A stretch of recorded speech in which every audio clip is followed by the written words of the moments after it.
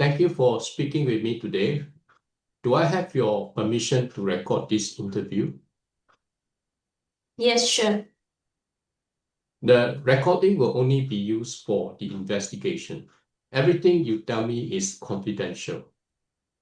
Can you describe exactly what you saw and heard when you first became aware of the incident? I was mowing about 50 meters away. I heard a loud scraping noise like metal hitting rock, and then a thud. I looked up and saw a golfer waving at me. I stopped my mower and ran over. When you arrived at the scene, what was Brian's condition and what did you do immediately? He was lying on his back, holding his right arm. It looked swollen and bent. He seemed dazed. I told him to stay still and called for the first aider on the two-way radio. Did you observe anything about the mower, the slope, or the ground conditions? Well, the ground was really wet from the rain.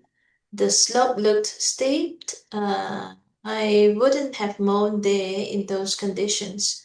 The tires were also caked with mud.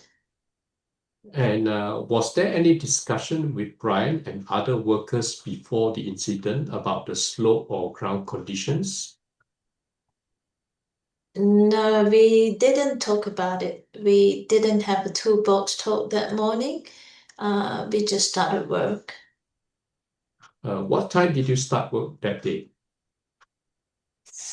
I arrived at 6:30. We both started mowing at 7.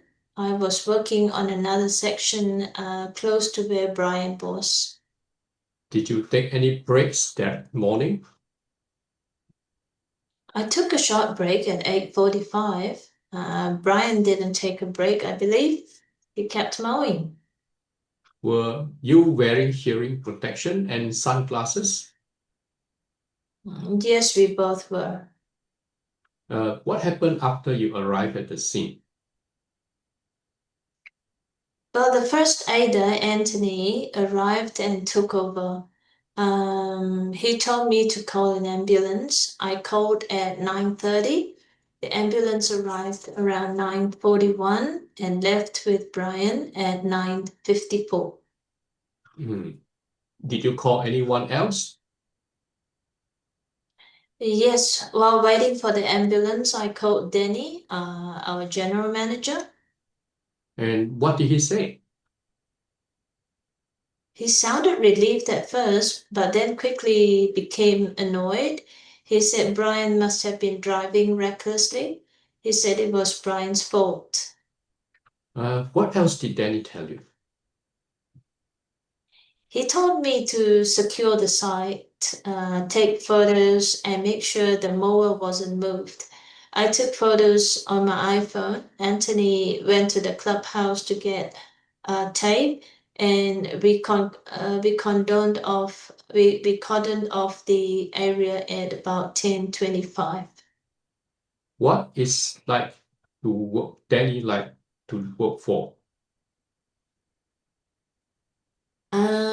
He can fly off the handle sometimes. He's quite pushy and domineering. Well, being a boss, I also raised concerns that the clubhouse may want this wrapped up quickly. And what is the normal procedure for pre-start checks? Well, we're supposed to do them every morning, but there's no formal system. We don't sign anything. Most of us just do a quick visual check if you have the time. People don't normally wear them. I've never been told that we must. What about maintenance?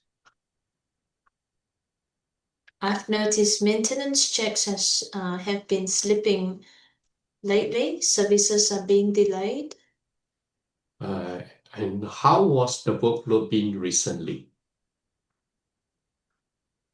Well, the team has been under increased pressure for a few months. Seasonal workload. People have been doing 1 to 2 hours overtime most days. Sometimes we work 6 days a week. How is Brian coping with the workload? He's a hard worker. He's been taking on extra work. He's been worried about being replaced or losing his job.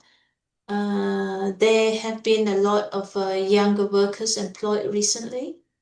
Is there anything else you think that is important for us to know?